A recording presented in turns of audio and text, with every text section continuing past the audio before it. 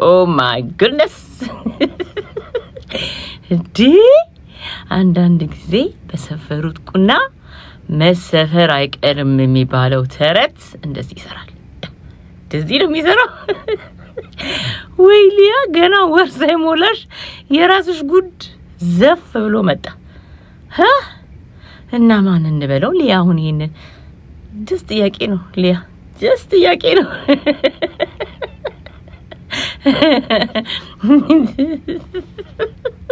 ሊያ ኩንታ ልበለው?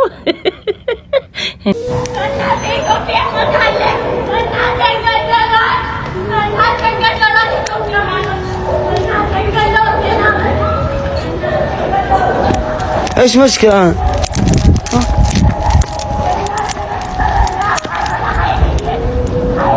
ትንሽ የማቀው ነገር ነው። የአዶናይና የጃኒ የውሸት አይደለም ያላቸው ነገር እውነት። እንዲያውም ቀለበት ብዙ ነገር ከኔ ጋር አውርቶ ነበር ጃኒ።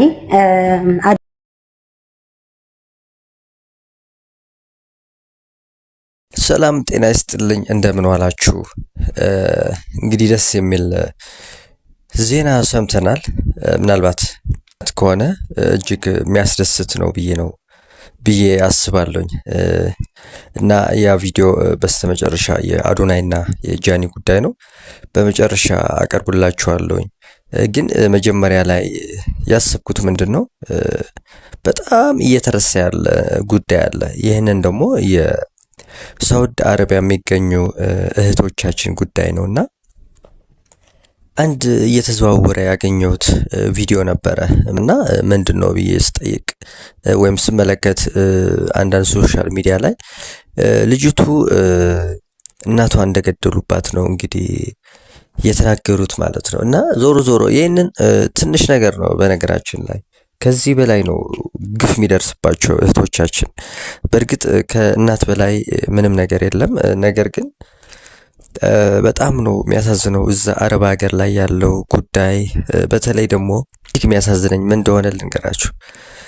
እነዚህ እህቶቻችን አረብ ሀገር ላይ ሄደው ወይም ሌላም ሀገር ሄደው የሚሰሩት ስራ እጅግ የሚያሳዝን ስራ ነው። በጣም ከባድ ስራ ነው የሚሰሩት እና እዚህ ሀገር ደግሞ የሚልኩት ብር መተው የሚያገኙት ከዛ የባሰ ግፍ ነው የሚደርስባቸው እህቶቻችን ማለት ነው። እና በዚህ አጋጣሚ ምንድነው ማለት ፈልገው እባካችሁ እነዚህ ልጆች ተቸግረው በስንት መከራ ያመጡት ብር እናንተ የእነዚህ ልጆች ህይወት ባታበላሹ ማለት ፈልጋለሁ። እባካችሁ ማለት ነው። እስኪ ምናልባት የነሱ ህይወት የሚገባን ከሆነ አንድ ሁለት ቪዲዮ ላሳያችሁና ምናልባት ከተረዳን ለማለት ነውና እጅግ የሚያሳዝን ነው። ከዛ ይሄንን ጋብዣችሁ ወደ ሌላ ቪዲዮ እሻገራለሁ ማለት ነው። ሰላም ውድ ቤተሰቦቼ፣ በዚች በእህታችን ጉዳይ ራሷን አላጠፋችም የምልበት አንድ ትልቁን ነገር ልንገራችሁ፣ ለኔ የደረሰኝን መረጃ ማለት ነው። አንድ ጓደኛዋ እንደዚህ ያለችኝ። ጓደኛዬ ከመሞቷ 10 ቀን በፊት እንዲህ ብላኝ ነበረ። የምተኛበት ክፍል ሌሊት ላይ መስኮቱ እየተከፈተ ማብራት ይበራብኛል። ይሄ ነገር ተደጋገመብኝ። በጣም ልቤን ጨንቆኛል፣ ግራ ገብቶኛል። የብዙ ወራቶች ብር ማዳሜ ጋር አለ ስጪኝ ብዬ ስላት ትጨቃጨቀኛለች። ከዚህ በፊትም የሰራሁበት የብዙ ወራቶች ብር እጄ ላይ እንዳለ ታውቃለች። እኔ ወደ ኢትዮጵያ ያላኩት ያጠፉብኛል ብዬ ነው። መሬት ገዝቼ ቤት ለመስራት ነው የምፈልገው። እሷ ጋር ያለኝን ብርም ስጪኝ ስላት በፍጹም ትጨቃጨቀኛለች። አሁን ደግሞ ግራ የገባኝ መስኮቴን እየተከፈተ ማብራት ይበራብኛል። ይሄ ነገር ሰላም ነስቶኛል፣ ጨንቆኛል፣ ቀፎኛል ብላይ ነበረ። እችን የተናገረችኝን ቃል ድምፅ ይሁንሻት ስላለ ምናልባትም ጥቆማ ሊሰጥ ስለሚችል እባክሽ ብላ ነው በውስጥ ጻፈችልኝ ማለት ነው። አሁንም እህታችን ራሷን አላጠፋችም። ሳውዲ አረቢያ ያላችሁ የኢትዮጵያ ኤጀንሲዎች የዚችን ልጅ ደም እንዲወጣ የዚችን ልጅ አንዴ ሞታለች፣ ከመሞታ 2-3 ሞት ለምን ትሙት ሐቋ ወጥቶ የነሱ አንድ ሰው ሲጎዳ ብቻ ነው ሀገሩ የሚተራመሰው። የኛ ልጆች ግን በየቀኑ የሞቱ ሬሳቸው ጥጥና ሶፍት እየተጠቀጠቀ ሲላክ ጸጥ ብለን የምናየው ስለምንድን ነው? እጅግ የሚያሳዝን ነው በእውነት። ወይኔ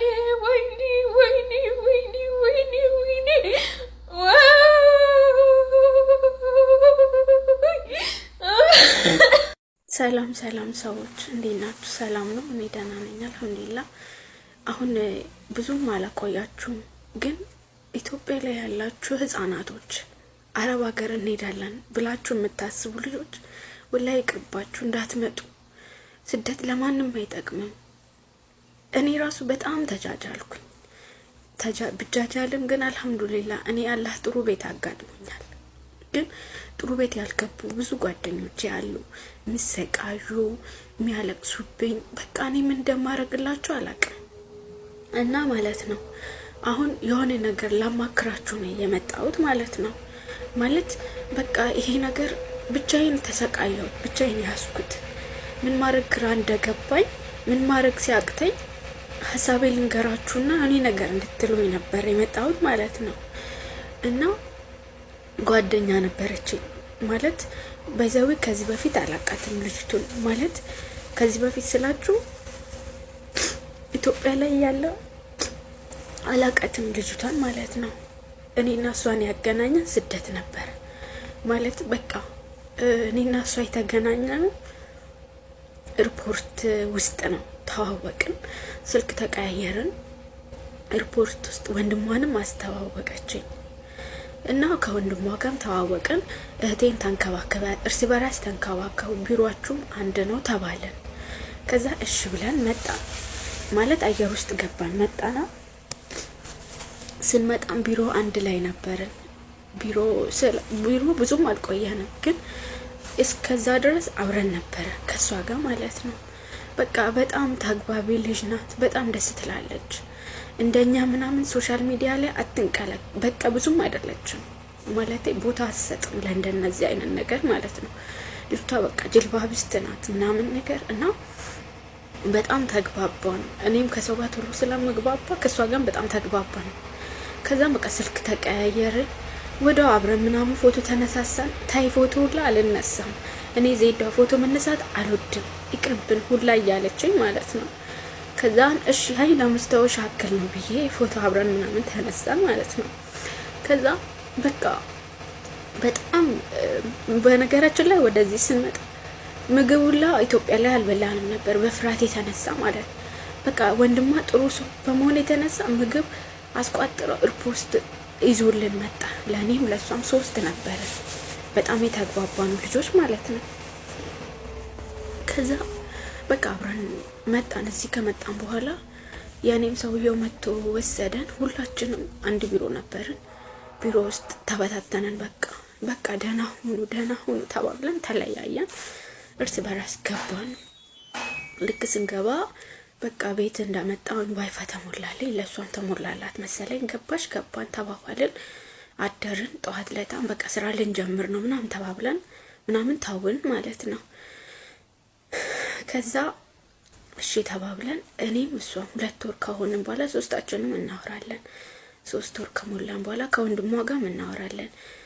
እህቴ እንዳንቺ አይደለችም ያማታል ደግሞ ትንሽ ማለት ነው። ከዛ ተንከባከባት፣ አብሽር በያት ምናምን ይለኛል። ችግር የለውም እሺ እለዋለሁ። በቃ እንደዛ እያልን ታማክረኛለች ምናምን። እኔ እኮ ዜዷ ወላሂ ማምጣት ፈልጌ አይደለም አግቢ ተብዬ ተገድጄ ከማግባት ብዬ ነው የመጣሁት አለችኝ ማለት ነው። ከዛ ሁላችንም ነው የራሳችን ሆነ ነገር ስንይዝ ይሻላል ምናምን አልኳት። ከዛ ዝም አልን ማለት ነው። በቃ አሁን ማለት የፈለኩት እያወራን እያለ ሲቲዋ ታሰቃይኛለች። በጣም ብዙ ስራ ታዘኛለች። በጣም በቃ ከአቅሜ በላይ የሆነ ስራ ሁላ ነው የምታሰራኝ። ምን ማድረግ አለብኝ ትለኛለች። አብሽር አይዞሽ፣ አንዴ ቆርጠን እስከወጣን ድረስ ድንጋም ቢሆን ተሸክመን አንድ ቀን ያልፍልናል። አብሽር አይዞሽ እላታለሁ ማለት ነው። በቃ በጣም ስለምትግባባን ማትነግረኝ ነገር የለም ወላሂ። ከዛ እያወራን በቃ 15 ቀን ሙሉ ድምጿ ጠፋ። እቺ ልጅ ምን ሆነች? በሰላም ነው ድምጿ አይጠፋም? ምን ሆነች ብዬ አስባለሁ ወላሂ። ለማን እናገራለሁ? ዝም አልኳት። አስባታለሁ ግን ከዛ ወንድሟ እህቴ እኮ ድምጿ ጠፋ፣ አንቺ ላይቭ ላይ ሁላ አለሽ፣ እሷ ለእኛ እንኳን ለማውራት ጊዜ የላትም ለምን ይለኛል። እኔ ምን አውቃለሁ እለዋለሁ ማለት ነው። እና ከ3 ቀን በኋላ ሴትዮዋ በጣም በቃ መተቻት ምናምን፣ ያዞራታል ምናምን፣ ወደቀች ምናምን መሰለኝ። ሆስፒታል ገባች። ሆስፒታል ከገባች በኋላ በጣም ተዳክሟታል ምናምን። ከዛ ልትሞት ሁላ ምናምን ነበረ ማለት ነው። ከዛ ሆስፒታል ውስጥ እዛው እንዳለች ዜዷ በቃ ከዚህ በኋላ እኔ ምንም አይነት አቅም የለኝም፣ ደህና ሁኚ፣ ለቤተሰቦች ምንም ነገር እንዳትናገሪ፣ እኔ አንዴ ቆርጬ ከወጣሁኝ በኋላ በሞትም ብኖርም ሬሳይ ለነሱ ገባም አልገባም አይጠቅማቸውም፣ ግን ለማንም እንዳትናገሪ አደራሽ፣ ምስጢሬ ነው ተባብለን ይላለች ማለት ነው። ከዛ አንቺ ምን እንደምታወሪ ወሬሽን አቁሚና እኔ አሁን ስራ ላይ ነኝ በኋላ አወራሻለሁ አልኳት። በዛው ስራ ላይ ነበርኩኝ እኔ በዛ ሰዓት ማለት ነው። በኋላ አወራሻለሁ ስራ ላይ ነኝ ስላት እሺ በቃ ለማንኛውም ደህና ሁኚ፣ ደግመሽ ስለማታገኝ ደህና ሁኚ አለችው። ምን ማለት ነው አንቺ ላይ ያምሻል እንዴ አልኳት። ከዛ ዝም አለችኝ። በዛው ስልኩን ዘጋሁት። ከዛ ለዶክተሯ እሷ ስልኳን ነግረዋለች፣ ድምጽ አስቀምጣላቸው ለቤተሰቦች ብላለች፣ ለዶክተሩ ማለት ነው። ዶክተሩ ደግሞ አረብ ነው፣ ቋንቋ ስለማይችል በአረብኛ ነበረ ድምጽ ያስቀምጠልኝ ለኔ ማለት ነው። እኔም አረብኛ ብዙም ስለማልችለው እዚህ ቤት በጣም ምግባባት ልጅ ነበረች፣ የማዳም ልጅ ማለት ነው። ከዛ ምን እያለ ነው እስቲ ነው ያዳምጪው አልኳት። ከዛ አዳመጠችው ማለት ነው። ከዛ እሷ ሞታለች፣ በህይወት የለችም። ማዳሞቿ እዚህ መተው ጥለዋት ነው የሄዱት። ቤተሰቦቿ ምናምኗ ማንም መስማት የለበትም፣ እኔ ሞቻለሁ ደህና ሁኚ ብላሻለች እና ለወንድሞችም ለቤተሰቦችም ምንም ነገር እንዳትናገሪ፣ ዝም በይው በቃ የኔ ህይወት አብቅቷል አለች ማለት ነው። ከዛ እሺ በቃ ብዬ ዝም አልኩኝ። እኔም ለማንም እንደማልናገር ዝም አልኩኝ። በቃ ምን ማድረግ እንዳለብኝ አላቅም። እኔ አሁን እያልኳችሁ ያለሁት ለወንድሟ ልንገረው ወይስ ዝም ልበለው? መሞቷን አውቄያለሁ። እኔም ግን እዚህ ያለችው ልጅቱ ራሱ በጣም አዝናለኝ ነበረ። እህትሽ ናት እንዴ ነው አለች። አይ አይደለችም ጓደኛዬ ናት አልኳት። ከዛ አይ በቃ ተናገሪ ለቤተሰብ አለችኝ። አሁን ወንድሟ ሁሌ ቀንና ማታ ደውሎ ይጨቀጭቀኛል ማለት ነው። ሁሌ ይደውላል። አረላም ፍሬ የምታውቂ ነገር ካለ ንገረኝ አለች። አሁን ከሞተች 1 ወር ሆኗታል። እኔ ሰሞት ግን ከትላንት ወዲያ ነው። አሁን ምን ማድረግ ነው ያለብኝ? ለወንድሟ ልናገር ወይስ ለቤተሰቦቿ ልናገር? ምን ላድርግ? ወይስ ዝም ብዬ እኔም ዝም ብዬ ይሄንን ነገር ተሸክሜ ልኑር? ምንድነው የምትሉኝ? እስቲ የሆነ ነገር በሉኝ በአላህ። በዚህ አጋጣሚ አስተያየት መስጠት ትችላላችሁ። ሀሳብ መስጫው ላይ ታች ወርዳችሁ ኮሜንት ማድረግ ትችላላችሁ። ወዳጆቼ ወደ ቀጣይ ቪዲዮ ላሻግራችሁ።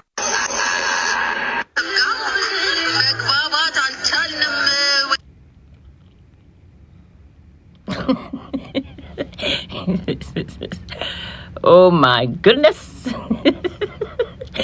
እንዴ! አንዳንድ ጊዜ በሰፈሩት ቁና መሰፈር አይቀርም የሚባለው ተረት እንደዚህ ይሰራል። እንደዚህ ነው የሚሰራው። ወይ ሊያ ገና ወር ሳይሞላሽ የራስሽ ጉድ ዘፍ ብሎ መጣ እና ማን እንበለው? ሊያ አሁን ይሄንን ጀስት ጥያቄ ነው። ሊያ ጀስት ጥያቄ ነው።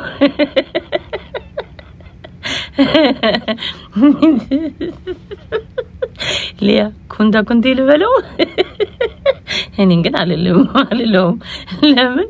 ጥቁርን ስለማከብር ጥቁር ስለሆንኩኝ። ግን አሁን አንቺ ብትሆኚ ሌላ ሰው ላይ እንደዚህ ወጣ ዋይ ምንቲ ነበር። ወር ሳይሞላው አሁን ታዲያ ማን ነው እንጂ? ለምን ደነገጥሽ ሊያ? ለምን? ዝም ብሎ ሰምባዲ ቢሆን ጀስት ማታውቂው ሲሆን ይሄናል። አትሸማቀቂም። የሆነ ነገርማ አለ። ውሽሜ ነው ሊያ።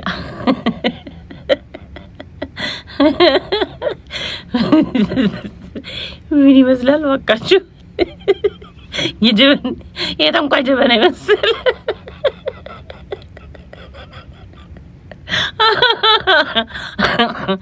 ኦ ማይ ጋድ! ኧረ እንደው ይሄ ምንድነው? ሳላሊድም ማለት እኮ በደንብ እንዳልጋስ እየፈራሁ እኮ ነው እንጂ በጣም መሳቅ ፈልግ ነበረ ጌታን። ወይ ሊያ ገና ወር ሳይሞላሽ በቃ አፉ። ኧረ በዛው መጣነው ዘፋል። ለምን ደነገጥሽ ግን ሊያ? ለምን ደነገጥሽ? ከባል ከውሽማ ማን ያገለግላል? እንዴ ገባች እኮ እንትን ውስጥ እሱ ደግሞ እንዲወዘፍ አለ። ኦ ማይ ጋድ ኦ ማይ ጋድ ኦ ማይ ጋድ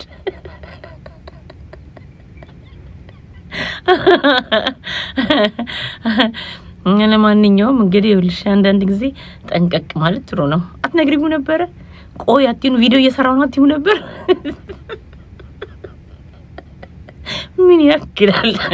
ኦ ማይ ጋድ እና ሊያ ግን እኔ ኩንታ አልለውም። አሁን ቢሉሽ ምን ልትይ ነው? ሻንቺ ምን ልትይ ነው? ልታብጂ ነበር? አቤት የሰው ቢሆን ምን እንደምትይ አናውቅም። ምን እንደምትይ ግን የራስሽ ሆነና ቁጭ ግን ምንሽ ነው ሊያ?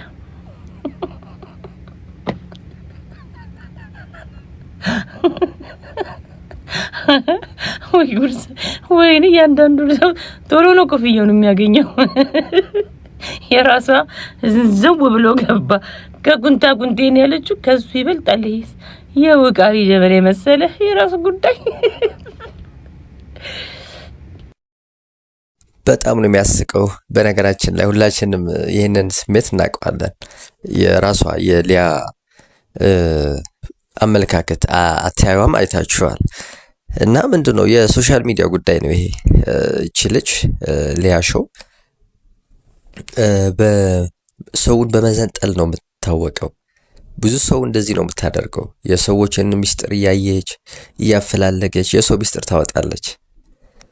እኛም ማናቀው ሰው ሁሉ ማያቀው እሷ ታውቀዋለች። ይሄ የሆነበት ምክንያት ለወሬ ያላት እና ይሄ ክፋት ነው። በነገራችን ላይ ለምን መሰላችሁ? አንድ ወዳጅህ ወይም አንድ ሰው ለመጣል ከፈለክ የሰውን ባክግራውንድ ጥፋቶቹን ሁሉን ተሰብስብና ምንድነው የምታደርገው? ያ ሰው የሆነ ነገር ሲያደርግ ቪዲዮ ይዘት መጣና በዛም ቪዲዮ ታስፈራራዋለህ ማለት ነው። እና ለሊያ ይሄንን በጣም የሚያስቅና የሚያስብል ቪዲዮ ነው። እንዳያችሁት እንግዲህ ሰውየው ምን ማለት እኮ አይደለም፣ ነገር ግን ሚስጥር አለ እዚህ ላይ። ቀላል ነው የማይባል ጉዳይ አለ። ለዛ ነው ልጅቷም እንግዲህ እንደተናገረችው ያያችኋት ማለት ነው። እና በጣም ነው የሚገርመው። እኔ እንጃ ምን እንደምል ብቻ ግን ለሊያ ይሄ በጣም ትልቅ ቅጣት ነው የሚመስለኝ። ምን እንደሆነ እኮ አይታወቅም። ነገር ግን ይሄንን በምንድን ነው የምታሰላው? ያ ሰው የሷ ፍቅረኛ ነው ብለህ ነው የምታስበው። ይሄ ፍቅረኛ ደግሞ ኢትዮጵያዊ አይደለም። ምን አይነት ሰው እንደሆነ አይተናል ማለት ነው። እና ለዚህ ነው እንግዲህ ለየሊያ ጓደኛ እንበለው ወይስ ድንገት የመጣ ሰው ግን ራሷ ነች እንዲሸፈን ያደረገችው። እና ዞሮ ምንም ማታ አይደለም፣ ለሷ ምንም ማታ አይደለም፣ ግን የሆነ የተረዳችው ነገር ስላለ ነው እንደዚህ ያለችው። ለኛ ምን ማታ አይደለም፣ ነገር ግን በሰፈሩት ቁና መሰፈር አለ ለማለት ነው። በ9 ወር የ40 ዓመት ደሞዙን ስላገኘው ጀብራሪ ለውሽማው ሲል የከተማ ዲዛይን ስላስቀየረ ጉምቱ የሆስፒታል መድኃኒቶችን ጥርቃረው ስለሸጠው ባለስልጣን እያልኩ ስነግራችሁ ግማሹ ምርጥ ደራሲ የጻፈው ድርሰት ነው የሚመስለው። ዛሬ ሌላ ልጨምርላችሁ። በቅርብ ሰኞ ዕለት የተከሰተውን ነገር የኢኳቶሪያል ጊኒው ባልታዛር ባንግንጎንጎን ታውቁታላችሁ? ኢትዮጵያዊውን ባልታዛር ባንግንጎንጎን ልነግራችሁ ነው ዛሬ። ጨፌ ኦሮሚያ፣ ጨፌ ማለት የፓርላማ ማለት ነው፣ የክልሉ ፓርላማ። ጨፌ ኦሮሚያ የአቶ ገመቺስ ደበላን ያለመከሰስ መብት ለማንሳት ሰኞ ዕለት ተሰብስቦ ነበር። የሚያውቁ ያውቁታል ምክንያቱን። አቶ ገመቹ ደበላ የሚነሳበት ምክንያት የሚያውቁ ያውቁታል። የማያውቁ ሰዎች ለምንድን ነው ያለመከሰስ መብቱ የሚነሳው ሲሏት እሱ በሰራው ሷፈር የህብረተሰቡን ሞራልና ዲሲፕሊን ያልጠበቀ እኮ የህብረተሰቡን ሞራልና ዲሲፕሊን ያልጠበቀ አቶ ገመቹ ደበላ የሰሩ ስራ ምንድነው ሲሏት እኛንም አይመጥንም፣ ፓርላማውን አይመጥንም፣ ህብረተሰቡን አይመጥንም።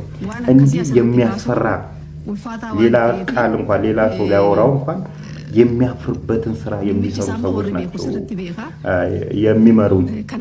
እኔ እነግርልሻለሁ አትንክናት አቶ ገመቹ ደበላ እንግዲህ ጨፌ ኦሮሚያ አባል ነው፣ ያለመከሰስ መብት ያለው ቢሮ ከመሰሎቹ ጋር የባልታዛር ኢባንጌ ጎንጎ ስራ ሲሰራ በተለያዩ ቦታዎች ቢሮ ብቻ ሳይሆን በተለያዩ ቦታዎች ባልታዛርን ወክሎ እየተንቀሳቀሰ ባለበት ሁኔታ እየተቀረጸ እየቀረጹ ሶሻል ሚዲያ ላይ ለቀውታል። እዚህ ጋር ያረጋቸው ነገሮች ብለቃቸው ኮሚኒቲ ጋይድላይንን አልፋለሁና አቶ ገመቹ ደበላ ያለመከሰስ መብታቸው የተነሳው በዚህ ጉዳይ ነው። እሳቸውን ስንመርጥኛ የዋጋ ንረቱን ይቀንሱልናል፣ የኑሮ ውድነቱን ይቀንሱልናል፣ አንዳንድ ነገሮች ያስተካክሉናል ብለን ነው። እሳቸው ከቢጤያቸው ላይ በሰጠናቸው ቢሮ ጋር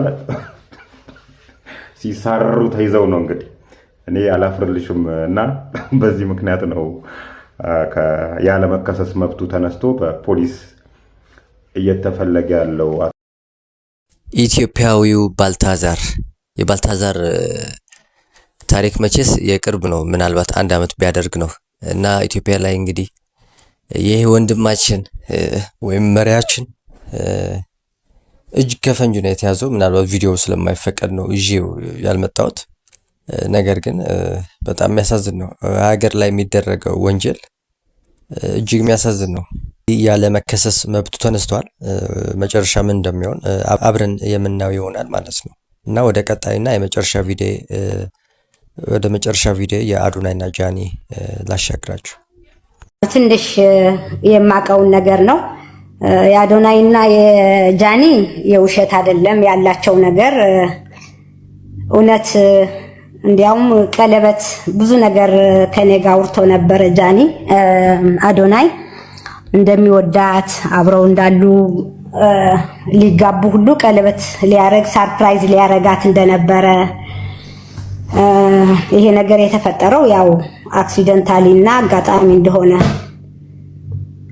በንጹህ ልቡ እንደሚወዳት እንደሚያፈቅራት ነግሮኝ፣ እንዲያውም እኔ እዚህ ካልሆነ ዱባይ ስትመጡ እዛው እንትን ታረጋለህ ምንም ችግር የለም ብዬ ሁሉ አውርቸው ነበር እዛ ስካይላይ ተገናኝተን እና ይሄ ነገር ሲፈጠር እንዳጋጣሚ እኔም በጣም ተሰምቶኝ እስካሁን ድረስ ከነሱ ጋር እየተደዋወልኩ ነበረ ከሁለቱም። ግን ነገሩ ጥሩ ደረጃ ላይ ነው ያለው። እንግዲህ ነገ ወይም በሚቀጥሉት ቀኖች ሰርፕራይዝ ይኖራቸዋል። ብዙም እንትን ባይሆኑ ያው ከነገርሽም በኋላ ሰርፕራይዝ አለ ትልኛለሽ እንዴ? ታረጨው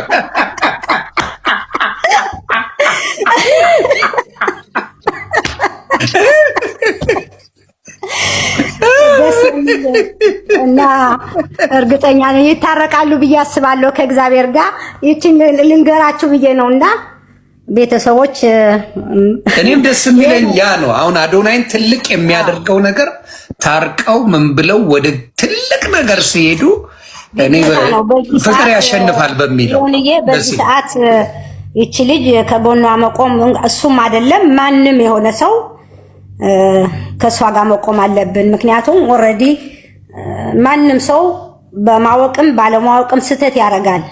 ግን ያ ስህተት ሌላ ስህተት እንዳይፈጠር ያ ሰው እንዳይጎዳ ከጎኑ ሆነን ከስህተቱ እንዲማር ማድረግ ነው እንጂ ያለብን ሌላ ነገር አይደለምና ሁላችሁም ማነው አዶናይም የይቅርታ ልብ ኖሮት ምናልባት የተጎዳበት ነገር የተሰማው ፊሊንግ እንደ ወንድ ሊኖር ይችላል። ይቅርታ እንዴ ሀሳብ ስለሰጠ ወይ ብዬ ሰው ላስገባ። እሺ እኔ አባት እሺ ቀጥይ ሳርዬ። እና እሱም እንደ ሰው የይቅርታ ልብ ኖሮት ይቅር ብሏት አሁን እሱ ይቅር ብሏል። የሚቀጥለው ሁኔታ ግን ከሱ ነገር ወይም እንደዚሁ እንሰማለን። ጃኒ ደግሞ ያው እሱም አንድ ላይ ሆነው ሁላችንም የምናያቸው ደስ የሚለን አብረው ሆነው የይቅርታ ልብ ኖሯቸው ከስተታቸው ተምረው እሷም ሆነ እሱም የራሳቸው የሚያውቁት ራሳቸው ነው የሚያውቁት። እኛ የምናውቀው የውጭን ነው፣ የውስጡን የምናውቀው ነገር የለም። ግን ከእግዚአብሔር ጋር አንድ ላይ ቢሆንና በዚህ ሰዓት ከጎኗ ብቆም እኔ በግሌ በጣም ደስ ይለኛል። የሌላው ሰው እንኳን ባላቅ፣ እኔ ግን እንደ ሴት እንደ እናት ይቅር ብሏት ከጎኗ ቢሆንና አብሮ ቢሆኑ ሰው አይደለም ይሄም ሌላ ነገርም ተደርጎ ሰው ይታረቃል። የይቅርታ ልብ ካለህ ምንም ሰው ከስተቱ ሲማር ደግሞ እንደ አዲስ ሌላ ነገር አዲስ ህይወት ውስጥ ሲገባ በጣም ጥሩ ይሆናል ብዬ ነው የምገምተውና እርግጠኛ ነኝ አዶናይ ደግሞ የይቅርታ ልብ ስላለው በጣም ይቅር ብሏት ከበፊቱ የተሻለ ሰው ነው አብረው እንደሚቀጥሉ ነው የሚመስለኝ። እኔ የምጸልየውም ለዛ ነው። እና ይሁንዬ ይሄ ለመንገር ብዬ ነው። እዚህ ያላችሁ ሁሉ አመሰግናለሁኝ። እግዚአብሔር ይስጥልኝ። በጣም ነው ደስ ያለኝ እንደዚህ አይነት መልካም ዜና መስማቴ። I'm very happy። እኛም ምኞታችን ነው፣ ደስ ብሎናል። እንግዲህ የሁለቱም ፍቅር አብሮነት አንድ ሆኖ እንዲቀጥሉ የሁላችንም ፍላጎት ነው ነበረም አሁንም እንዲሆን እንመኛለን። እንግዲህ እስከምናየው ድረስ እንጠብቃለን። እውነት ሆኖ መሬት ላይ ወርዶ እንድናየው ደግሞ ምኞቴ ነው በኔ በኩል እና የነበረኝ ቆይታ ይህንን ይመስላል። በጣም ነው ማመሰግነው እስካሁን ከቆያችሁ። አዲስ ከሆናችሁ ሰብስክራይብ፣ እንዲሁም ሐሳብ ካላችሁ ኮሜንት ላይ ጻፉልኝ ለማለት እወዳለሁኝ። ሰላም ጤና ይስጥልኝ።